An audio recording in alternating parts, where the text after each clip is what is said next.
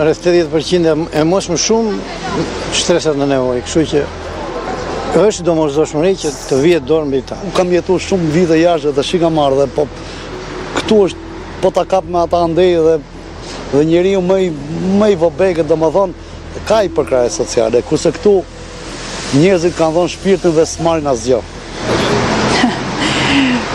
Jemi mësuar nga gënjeshtra të tilla, të them drejtën.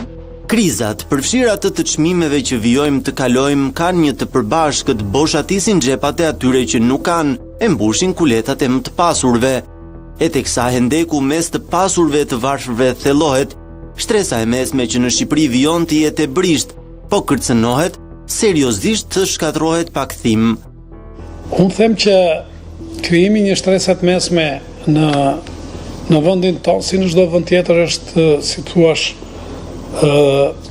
objektivi i qëllimit, i ekonomisë së tregut, i mbajtjes së ekonomisë, i punësimit, gjitha. Dhe padyshim që në këto kushte që jemi, në kushtet e krizës, nuk është çështja që të varfrit shtohen edhe varfëria shtohet, dhe është edhe çështja që minimizohet kjo fasha e shtresës së mesme. Nuk mund të kesh një shkop magjik që thjesht po ul taksat e po zhvillohet klasa e mesme. Nëse i ul taksat, dhe ne dim nga historia kur tatimet u bën 10%, qeveria nuk mblidhte dot më taksa, sepse nuk ishte një rritje më të madhe që ta, dhe çfarë bëri, filloi të rriste pagimin e detyrimeve ndaj kompanive, sa shifra erdhi në nivel shqetësues dhe FMI dhe Banka Botërore kërkuan një zgjidhje, pse përkundër Shqipëria do ishte mbytur me zgjedhjen e borxheve të papaguara.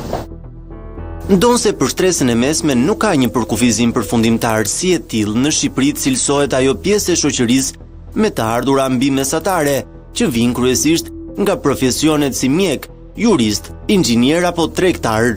Ajo që më shqetëson si ekonomist, besoj dhe ty, është fakti që për shkak të rritjes së paparashikuar të flukset turizmit, Shqipëria po bëhet më e shtrenjtë dhe shqiptarët po bëhen më të varfër. Unë kam parë disa paketa turistike që të jenë më konkret për disa ditë pushime në Shqipëri ose në vendet afër saj, e them sinqerisht që tarifat që më janë afruar nga kompani të ndryshme në Shqipëri shkonin 190, 210, 300 euro për natë. Shumë e shtrenjtë. Domethënë, problemi më i madh që kemi ne pasaj është që vritet shumë klasa e mesme. Dhe motori i një rritje të qëndrueshme cilësore është klasa e mesme në çdo vendi. Pikërisht, ajo që thash ishte që të harmonizohet më mirë politika monetare me atë buxhetore dhe fiskale. Dhe këtu hyn roli i fiskalitetit në këtë moment, kërkohet një zhdërvillësi dhe një maturi në sistemin e taksave që zbatohet apo që duhet korrektohet gjatë kësaj periudhe, me qëllim që atë goditje që ti e merr nga krizat mund ta kompensosh me këto instrumentat e tjerë për ta balancuar që kjo stres të mos marrë goditje të tepërta për të kaluar në shtresën e mëposhtme. Ndërkohë, në Shqipëri të jesh i madh, jo gjithmonë do të thotë se ke avantazh.